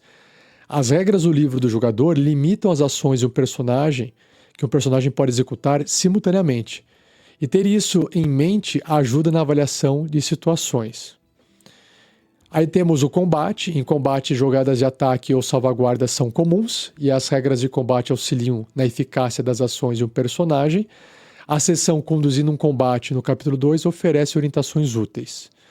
Conjuração. Quando um personagem conjura uma magia, é geralmente permitido que o jogador explique seu funcionamento e resolução. Se surgirem dúvidas, consulte o texto da magia, que costuma ser claro. Costuma! As regras gerais de conjuração no livro do jogador são essenciais para resolver os efeitos de uma magia. E por fim, exceções sobrepõem regras gerais. As exceções têm prioridade sobre as regras gerais. Embora essas últimas governem o jogo, muitas características de classe, magia, itens mágicos e habilidades de monstros podem contradizê-las. Então, quando uma exceção a uma regra e uma regra em geral entram em conflito, a exceção prevalece. Por exemplo, enquanto a regra geral estabelece que ataques com arma corpo a corpo utilizam um modificador de força, uma característica que permite usar carisma para tais ataques prevalece. E ao narrar resultados, busque uma descrição envolvente e clara, mantendo a linguagem do jogo. Veja também a seção chamada Narração em Combate, no capítulo 2, para mais orientações e exemplos. E descrever os resultados frequentemente leva a uma nova decisão, retomando o fluxo do jogo, a etapa, o passo inicial. Aí eu acabei lendo um pouco mais de informação que estava já na página 10, então eu vou virar aqui a página para continuar. Um outro tópico que temos aqui é a passagem do tempo. O jogo apresenta um ritmo que alterna entre ação intensa em momentos de tranquilidade Assim como os filmes retratam a passagem do tempo, ao final de um encontro você pode avançar rapidamente para o próximo. É possível resumir horas de viagem narrativamente, veja também a seção Viagem no capítulo 2 para mais dicas. Da mesma forma, se um período de descanso ocorrer sem incidentes, informe os jogadores e siga em frente. Evite que percam tempo em discussões detalhadas sobre quem cozinha, o que, a menos que isso seja do interesse deles. O ideal é acelerar o retorno à ação. Espere que os jogadores comentem os acontecimentos, planejem e conversem com seus personagens. Você não precisa intervir, a menos que tenham perguntas. Reconheça momentos para pausar como mestre e retome a ação quando todos estiverem prontos. Essa parte aqui, confesso que também é uma parte às vezes difícil de você identificar no seu grupo. Geralmente, como o pessoal tá meio quietão, o pessoal, geralmente, os jogadores vão querer mais ação. Eles estão esperando que a próxima ação chegue logo. Quando eles interpretam menos os seus personagens, têm menos interesse em conversar e desenvolver alguma coisa, eles também costumam ficar mais quietos, porque não têm esse interesse e querem mais ação. Então, o mestre pode acabar fazendo muitas coisas do tempo passarem mais rápidos. Às vezes, no começo, o pessoal está mais propício a querer experimentar novas coisas, os jogadores. Então, às vezes é mais fácil no começo essa passagem do tempo ela ser mais gradativa, do tipo, mestre, a gente vai sair do ponto A e para o ponto B. Então, mexa aí os tokens de vocês, né? Ou vão andando pelo cenário, vai descrevendo o que você está fazendo. Então, às vezes, no começo, por ser novidade, por o pessoal estar empolgado, essa passagem do tempo, na minha experiência, em vários momentos ela passa um pouco mais devagar, o pessoal explora mais. Com o passar da aventura, eles vão ficando um pouco cansados porque é a mesma experiência. Eu não quero de novo falar o que eu estou fazendo, não quero de novo ter que fazer essa viagem rápida. E aí eu começo a perceber que os jogadores começam a ficar um pouco menos interessados naqueles momentos de conversa, de passagem de tempo. Aí eu começo, vocês querem que eu arraste vocês lá para outra sala, para vocês chegarem logo para ver o que tem lá? Quero. A gente só quer ir naquela sala que a gente pulou. A gente não quer voltar todo o caminho andando e não quero que você descreva tudo que a gente está vendo. Não, só leva a gente lá para aquela sala imediatamente. Então, essa passagem do tempo ela pode variar.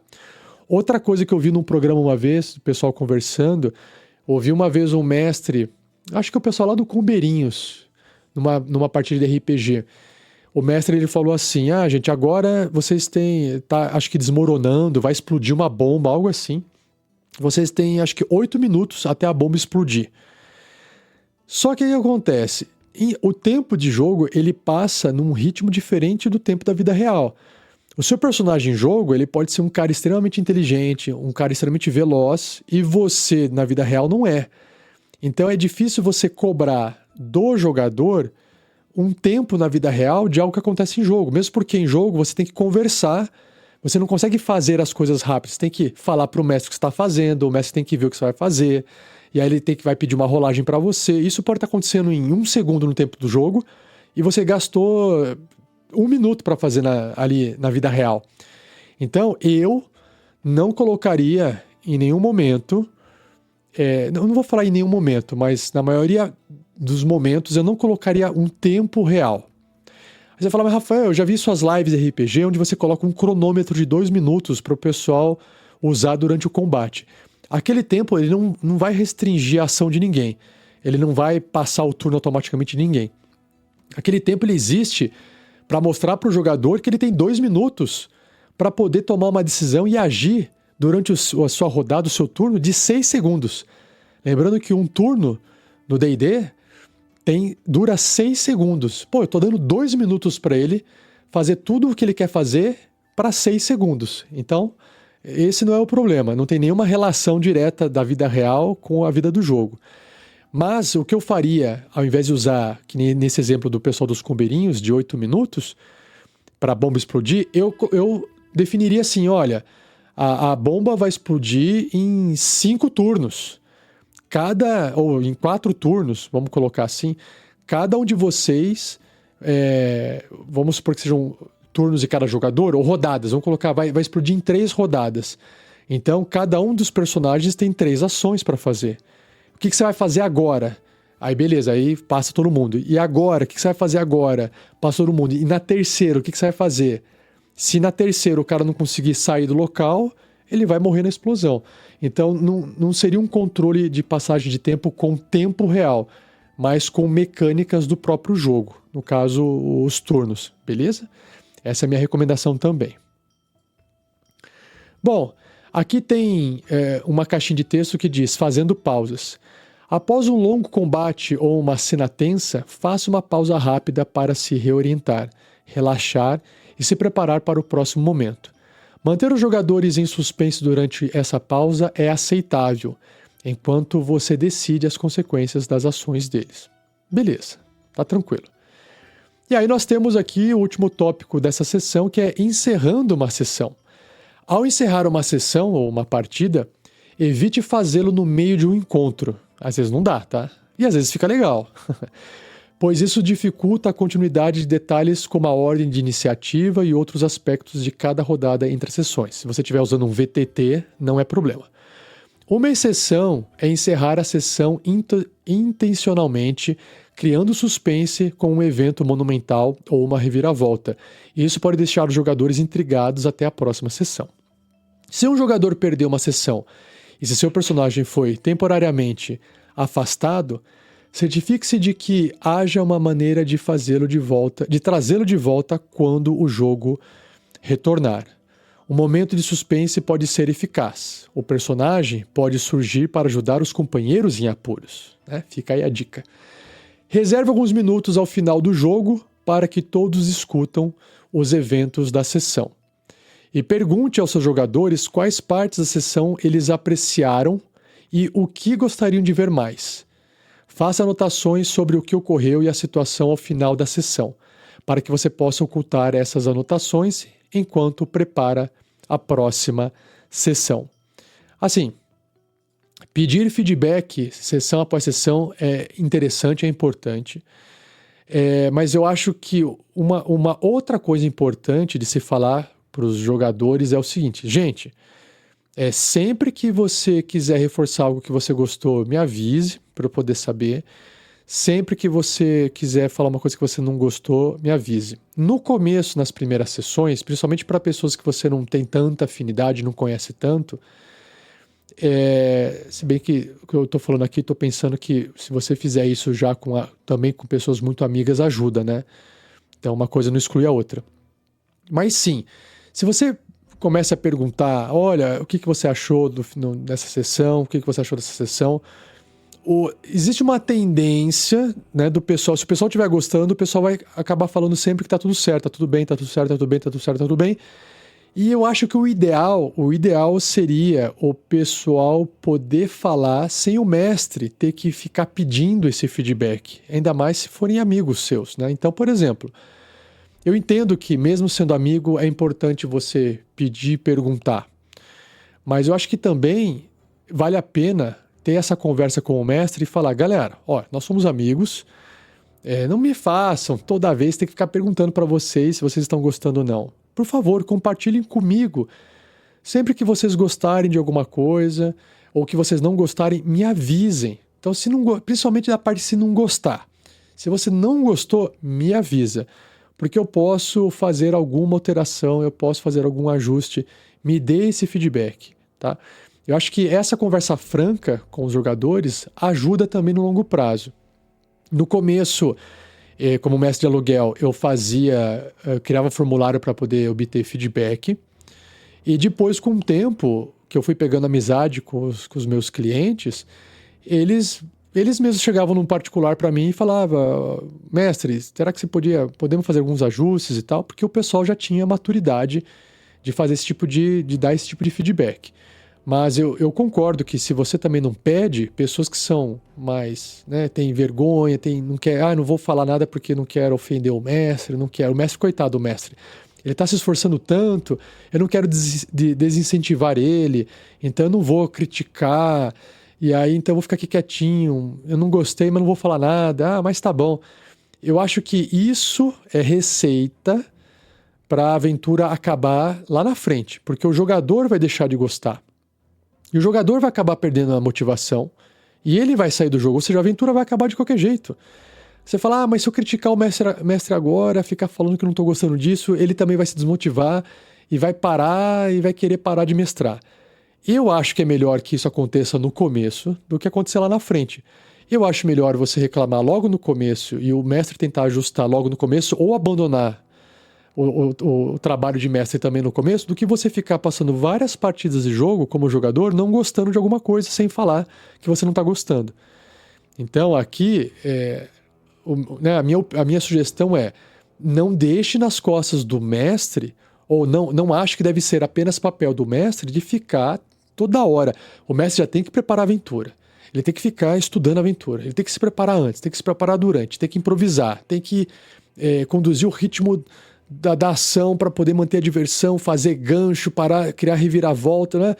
E aí no final acaba a partida e tem que ficar anotando o resumo do que aconteceu, aí ele tem que ficar perguntando para os jogadores os pontos que eles mais gostaram, que eles menos gostaram, sabe? Por que ficar toda hora sobrecarregando o mestre? É claro que o mestre pode fazer isso, deve fazer isso, mas jogadores, se você estiver me ouvindo e for jogador, por favor, ajude o mestre, ajude a aventura, ajude todo mundo, ajude a mesa, ajude o grupo, participe, dê feedback mesmo sem alguém estar pedindo feedback. Não fique esperando o mestre fazer tudo toda hora, tá? Se envolva, faça aquilo dar certo. Essa é a minha recomendação. Vamos voltar aqui. Bom, agora indo pro tópico final aqui desse primeiro episódio introdutório, né, que traz o começo da leitura do livro do mestre, o livro traz um exemplo de jogo. Vamos ver aqui o que é que vai acontecer. Ele vai iniciar no final de da página 10, então eu vou fazer um sonzinho aqui para poder marcar. Exemplo de jogo. Nós temos aqui um textinho, uma ilustração. A ilustração está na outra página, mas acho que para não interromper a leitura, eu vou trazer a ilustração dessa página de 1/4 de página também. Tem uma descrição da ilustração, que é assim: formas sinistras espreitam perto da entrada da caverna enquanto os aventureiros se aproximam. O exemplo de jogo está trazendo aqui uma apresentação de uma cena, né, de uma caverna. Então a ilustração, ela lembra pensa-se uma caverna que está um pouco mais no topo, embaixo de um tronco gigante de uma árvore, provavelmente no meio de uma floresta. Desse buraco sai um córrego, um pequeno rio que vai caindo em cascata em vários degraus naturais. Eita, e agora? E em volta tem várias raízes de árvores se aproximando. Então, parece assim um lance de escadas natural, feito, né, de água caindo. Mas eu não sei ao certo aqui pela imagem, não dá para ver se isso se é gigante, se é uma cascata d'água gigante, ou se é meio pequena. Não dá para saber, a ilustração não deixa tão claro. Não tem nenhum personagem, então não dá para ter uma noção de tamanho. Porque poderia ser bem grande, bem gigante isso, ou poderia ser meio pequeno a ponto de qualquer pessoa poder subir, como se estivesse subindo um lance de escadas. Essa é a pequena ilustração, para ilustrar estou chegando aqui numa cena misteriosa, né? E aí o livro traz o texto. Essas páginas apresentam um exemplo prático de jogo semelhante ao do livro do jogador, para demonstrar como aplicar as diretrizes da sessão, como conduzir uma sessão.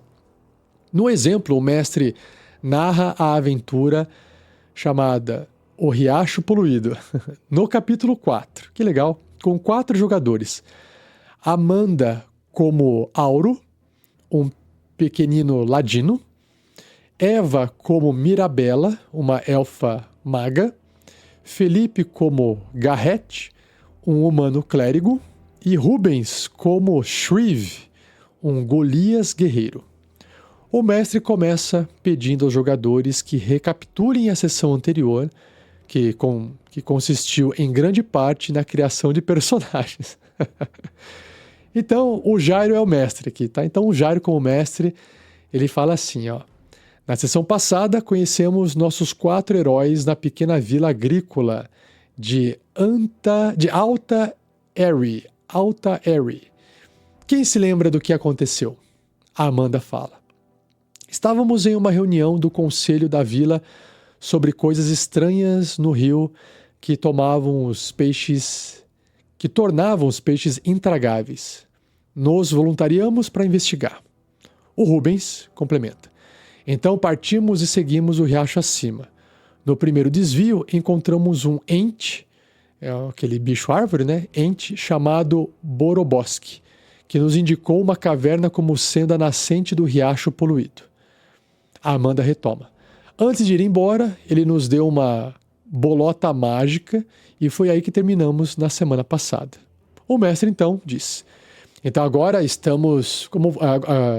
agora vocês estão nessa floresta sombria, folhas secas farfalham sob seus pés, vocês ainda estão ao lado do riacho, que parece turvo e insalubre sob as árvores lúgubres. O que vocês querem fazer agora? O Rubens, como Shreve, agora, né, falando com o personagem, diz: continuamos riacho acima, e os outros acenam com a cabeça. O Jairo: certo. Vocês seguem o riacho acima por mais 1 hora. Quanto mais avançam, mais turva e fedorenta a água se torna. Ao fazer a chuva uma curva, vem uma caverna na encosta à frente. O riacho surge da entrada da caverna. Há arbustos secos agrupados ao redor da caverna, aparentemente envenenados por essa água imunda. Aí o Felipe, como o Garrett: para dentro da caverna. O Jairo: quem vai na frente? Aí tem um número 1 aqui. Esse número 1 é uma explicação a essa frase do mestre, tá? O mestre sabe algo que os jogadores não sabem. Os arbustos secos são, na verdade, monstros. É importante determinar quais personagens estão mais próximos dos monstros escondidos. Por isso que ele perguntou quem vai na frente. Aí o Rubens diz: eu vou na frente.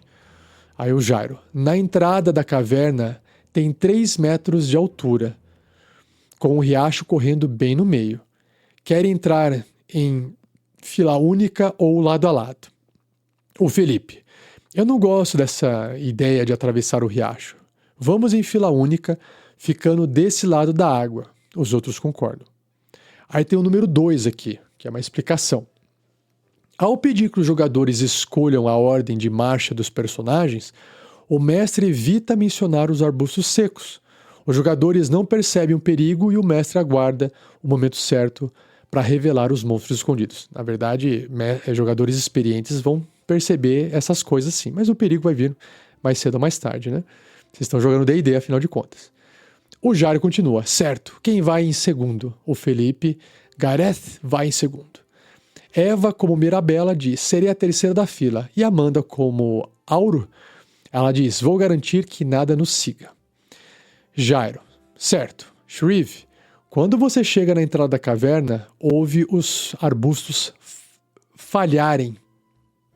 Rubens: eu deveria ter verificado se havia algo escondido nos arbustos. Arbustos falharem ou falarem? Deixa eu ver aqui no livro, na versão em inglês original. Ó, o Jairo diz: Shreve, quando você chega na entrada da caverna, ouve os arbustos falharem. Cadê? Steve, é isso mesmo? Jairo, só que o nome aqui não tá Jared. Ele fala aqui, ó. Ele fala exatamente, ó. As you reach the cave mouth, you hear the shrubs rustling. Acho que é isso mesmo. Ok. Aí o Rubens diz: eu deveria ter verificado se havia algo escondido nos arbustos. O Jairo: na verdade, os próprios arbustos estão se movendo. Eles não estão enraizados. Cada um tem 2 perninhas e garras afiadas. Todos jogam iniciativa. O Rubens: quantos arbustos estão atacando? 6, o Jairo diz. Auro, qual a sua iniciativa? Amanda: tirei 14. Rubens: Shreve tem 5. Eva: 20 natural, me dá 21. E o Felipe: Gareth tirou 19. Aqui tem uma nota. Ó. O mestre joga iniciativa apenas uma vez para todos os 6 monstros e anota que agirão na contagem de iniciativa 17. O mestre pergunta a cada jogador sua jogada de iniciativa. Veja a sessão conduzindo o combate no capítulo 2 para dicas sobre jogadas e acompanhamento de iniciativa. Se você estiver usando um VTT, cada inimigo pode ter uma iniciativa diferente, não tem problema nenhum, tá? Aqui, como você está jogando presencial, você faz isso para poder otimizar o seu tempo e não ficar louco, né? Controlando tanta iniciativa. O Jairo continua. Mirabela, você é a primeira, o que você faz? A Eva responde: quantos desses arbustos andantes consigo atingir em um cone de 4,5 metros? O Jairo: tem 3 de cada lado do riacho, você pode alcançar qualquer grupo em seu cone, ou seja, 3.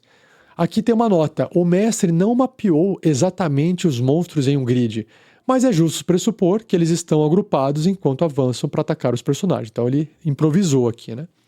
A Eva: Mirabela então junta os polegares e balança as pontas dos dedos. A Eva imita a ação, que é a jogadora. Fogo sai de seus dedos atingindo os arbustos do nosso lado do riacho. Mãos flamejantes. Aqui já tem uma interpretação, né? Que legal. O Jairo fala: certo, o que eu preciso fazer? Porque o Jairo acho que não conhece a magia como mestre, tá vendo? Aqui tem uma nota, ó. É sempre justo o mestre esperar que os jogadores expliquem que suas magias e habilidades fazem. Eles já têm muitas coisas para administrar, tá? Concordo plenamente. Só deixa eu virar a página do livro que a gente já está na outra página aqui. E aí ele continua aqui, a Eva diz aqui: os arbustos precisam realizar salvaguardas de destreza. A CD é 14. O Jairo: e quantos pontos de dano eles sofrem? A Eva: Eva joga 3d6 para determinar o dano de magia. É uma notação do que ela está fazendo. 13 pontos de dano ígneo se falharem na salvaguarda e 6 se forem bem-sucedidos, que é metade arredondado para baixo. O Jairo diz: fogo mágico queima os arbustos, deixando apenas cinzas para trás. Mais alguma coisa, Mirabela? Aí tem uma notação número 6 aqui, que é: Perguntar sobre o dano da magia permite ao mestre realizar uma salvaguarda para cada monstro e anotar a quantidade certa de dano para cada um. No entanto, nesse caso, os monstros têm vulnerabilidade a dano ígneo, porque são apenas arbustos secos. E tão poucos pontos de vida que morrerão, independentemente do resultado. Então, 6 ali de dano já foi o suficiente para matar. Eva diz: meu trabalho aqui está feito. Ela imita o gesto de soprar fumaça dos dedos. Jairo diz: Gareth, você é o próximo, por causa da iniciativa, né? Aí o Felipe diz: Gareth apresenta seu símbolo sagrado e profere uma súplica enquanto aponta para o arbusto mais próximo e conjura badalar fúnebre. O som de um sino ecoa e o arbusto realiza uma salvaguarda de sabedoria com dificuldade 14. Jairo: bem, eu tirei 1. O mestre fez a rolagem e tirou 1, né? O Felipe diz: ele sofre 7 pontos de dano necrótico. O Jairo: toda a umidade que havia neste monte de gravetos parece secar e ele desaba morto. Mais alguma coisa, Gareth? O Felipe diz: ele encara os outros arbustos de forma ameaçadora. Jairo: certo, agora é o turno deles. Um deles se arrasta na direção de Mirabella. O Rubens diz: posso me colocar entre ele e Mirabella? O Jairo: claro, vou permitir. Você entra no caminho do monstro. E, aqui tem um título, o mestre realiza uma jogada de ataque para o monstro e tira um 7, que não é suficiente. E ele rasga então a sua capa, mas não consegue te ferir. O outro perdeu todo o interesse em lutar e começa a fugir. Agora é o seu turno, Auro. Aí tem uma nota aqui. Não é o turno de Shreve, mas o mestre decide permitir que o Golias Ferreiro interfira no ataque do monstro porque isso dá a Shreve um momento heróico divertido. O mestre muda o alvo do monstro para Shreve e realiza uma jogada de ataque. Só uma observação aqui. Eles estão jogando, como foi descrito, sem mapa, né? Então, quando o jogador interrompeu e falou: pô, eu posso estar na frente para poder interromper o caminho ali, né? O mestre tá permitindo isso porque é de vontade dos jogadores. Dependendo do tipo de jogo que você está fazendo, apesar do jogador querer fazer isso e ele achar que isso é melhor taticamente para eles, se você quer trazer um desafio, principalmente durante os combates, eu como mestre tenho que tomar cuidado porque ficar permitindo, tudo bem que eles estão em 4 personagens apenas, né? Mas ficar permitindo vantagens táticas constantemente vai fazer com que o combate fique mais fácil e não necessariamente mais divertido. Então tem que tomar cuidado com isso, porque senão pode acontecer que em determinado momento o jogador não está se divertindo mais com aquela atitude. Ele só está buscando vantagem numérica. Ele está só, de novo, naquela mentalidade de eu quero extrair o máximo de vantagem tática. E às vezes esse tipo de comportamento não é o que vai trazer para o jogo a melhor diversão. A diversão também está em você ver qual é o BO que vai acontecer e como se livrar daquele problema. E não só tentar ficar tentando evitar o problema constantemente. Essa só é uma dica minha, tá?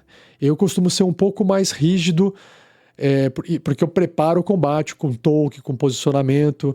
Então, nesse combate, eles estariam vendo essas criaturas. Então, nesse caso, para mim, não faria sentido o jogador poder se mover sem ser o turno dele, entende? Beleza? Mas vamos voltar aqui para a leitura. Beleza, aí a Amanda continua aqui. Auro olha para aquele que acabou de atacar Shreve e puxa sua adaga. Tirei um 23 para acertar. Nossa, o Jairo diz, isso acerta? Qual é o seu dano? Amanda, já que Shreve está ao lado, posso usar o meu ataque furtivo. O arbusto sofre 12 pontos de dano perfurante. O Jairo, está derrubado. Mirabella, o último, está fugindo. Vai deixá-lo escapar? A Eva diz, acho que Borobosk ficaria desapontado conosco se o deixássemos escapar para a floresta. Eu conjuro raio de fogo e tirei um 14 para acertar. O Jairo, você acertou em cheio. A Eva, ele sofre 10 pontos de dano ígneo E o Jairo complementa: o último arbusto está incinerado. Muito bem. E aí encerra, isso acaba o exemplo. Aí tem uma caixa de texto aqui que diz assim: a regra da diversão. E aí eu vou encerrar aqui o episódio de hoje com essa caixinha de texto que é a regra da diversão. Beleza? D&D é um jogo e todos devem se divertir jogando. Todos compartilham a mesma responsabilidade em levar o jogo adiante e todos contribuem para a diversão quando se tratam com respeito e consideração. Fale sobre desentendimentos entre jogadores ou seus personagens e lembrar-lhes que discussões ou disputas mesquinhas podem atrapalhar a diversão. As pessoas têm muitas ideias diferentes sobre o que torna o D&D divertido. A maneira certa, entre aspas, de jogar D&D é a maneira como você e seus jogadores concordam e se divertem. Se todos vierem à mesa preparados para contribuir com o jogo, é provável que toda a mesa tenha um momento maravilhoso e memorável.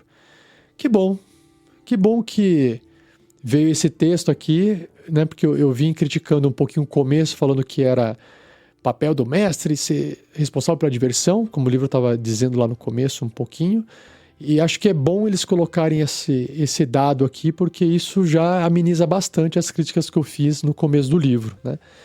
Então eu achei muito pertinente esse bloco de texto. Isso complementa aquela ideia de conversar com os jogadores conversarem com o mestre em busca de tornar o RPG ou a partida naquela mesa o mais divertido possível para todos. Mesmo que a diversão possa ser, um dia pode ser uma coisa, no outro dia pode ser outra, e se adequando e adaptando. E infelizmente também nem tudo são flores, e nem sempre o seu grupo de RPG ou todas as pessoas vão estar jogando de um jeito que todo mundo se entenda. E aí, infelizmente, às vezes a única forma de resolver isso é saindo da mesa e trocando, né? Eu não gostei, gente, tô saindo, convida outra pessoa e faz parte. Beleza? Então é isso. Eu quero só, antes de encerrar o episódio, eu queria compartilhar umas informações. Eu deixei umas informações aqui pro final, antes de ir pros finalmente de vez. Então, se puderem permanecer um pouquinho, eu tenho algumas notícias para poder compartilhar com você. Tá bom? Então vamos lá. O que eu quero trazer aqui para vocês é que a gente tá jogando ainda Dragonbane, aquela partida de RPG do Tarrasque na Bota especial, versão Guerreiros do Bem. A gente vai jogar uma quarta parte dessa aventura que eu achava que ia ser trishot, já virou quadshot, talvez vire pentashot, não sei. Depende um pouco do ritmo ali da partida. Não tem problema, porque a gente ainda está arrecadando para Precavida, aquela casa de assistência social de dependentes químicos em Curitiba. Então, lembrando que a gamificação durante a transmissão ao vivo, né, ou seja, a doação, né, vai ajudar a Casa Precavida. Nesse momento, olha só que legal, no momento que eu estou gravando esse episódio, no dia 17/6/2026, a gente já está na segunda meta, de 7 metas, a segunda meta de compra de portas para a nova sede deles. A gente já está com R$ 1.075 arrecadados dos 2.400. Estamos próximos de atingir metade dessa segunda meta. Então, muito obrigado para todo mundo que está participando, contribuindo. E assim que a gente voltar a agendar essa quarta parte, que em breve vai acontecer, a gente avisa nas redes sociais do RPG Next. Se você quiser fazer uma doação para o Live Pix para contribuir com a Casa Precavida, você pode, além de doar, mandar uma mensagem diretamente para livepix.gg/rpgnext. O código QR também está aí na tela para você apontar o celular e fazer sua doação. A partir de quantos reais? R$1. Já pode doar R$1 e mandar uma mensagem. O importante é participar, tá bom? Então, na próxima partida ao vivo, você vai poder acompanhar a continuidade dessa aventura ou na versão podcast. Não precisa esperar chegar a partida para poder fazer a doação. A gente tem várias metas, você pode doar quando você quiser, tá bom? Ajude a gente. Outra informação é, se você gostou do início do livro do mestre e você quer garantir uma cópia em português, ainda não está disponível, mas está em pré-venda. ela tá custando, o livro tá custando R$249,40, 250 para arredondar, na Amazon, no nosso link de afiliado, no dia que eu estou falando agora com vocês. A tendência é o preço do livro em pré-venda ser menor do que o livro depois que ele é lançado. Depois que ele é lançado, ele fica um tempo no mesmo preço, eu acho, mas a tendência é o preço aumentar. A pré-venda geralmente traz preços melhores para poder vender, tá? Então já fica aqui para você o link de afiliado da Amazon, você não paga nada mais por isso e você ajuda o projeto a crescer. Tá aí também na descrição do episódio, está na tela se você estiver assistindo. Se você for ou quiser se tornar um apoiador do RPG Next, lá no apoia.se/rpgnext, você passa a ter acesso a episódios exclusivos também no Spotify, porque você pode integrar a sua conta do Apoia-se com o Spotify. Tá? Então fica aí a dica também.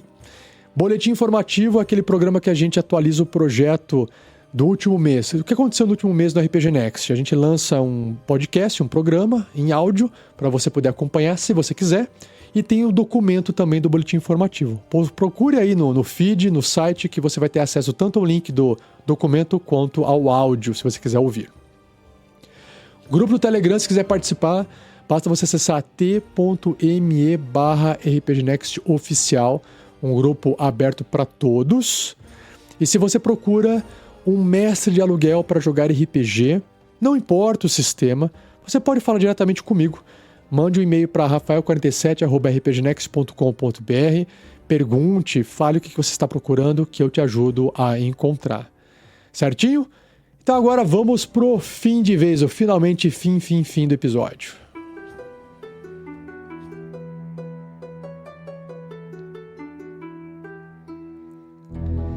E assim eu encerro mais um episódio do Regras do D&D, versão livro do mestre. Deixa o like aí no vídeo do YouTube, compartilhe com seus amigos o episódio de podcast, se inscreva nos nossos canais. Nossas redes sociais são o próprio YouTube, Facebook, Instagram, TikTok e Blue Sky. Todos eles, basta você digitar RPG Next que vai aparecer, beleza? E eu quero deixar aqui a enquete então, para trazer a resposta no próximo episódio. Você já começou a jogar D&D com as regras do novo livro do mestre 5.5e? Eu quero saber se sim, já comecei a jogar, ou se você está acompanhando os comentários, ou ainda jogando a versão antiga de 2014, ou está esperando sair em português. Responde para mim que eu vou trazer o gráfico de pizza para a gente ver o que o pessoal votou mais, beleza? E falando em próximo episódio, não perca! Eu vou dar continuidade na leitura do livro do mestre e vou trazer o episódio chamado Cada Mestre é Único e a Diversão para Todos. Beleza? Então é isso, muito obrigado, um abraço e até o próximo episódio. Valeu, tchau, tchau!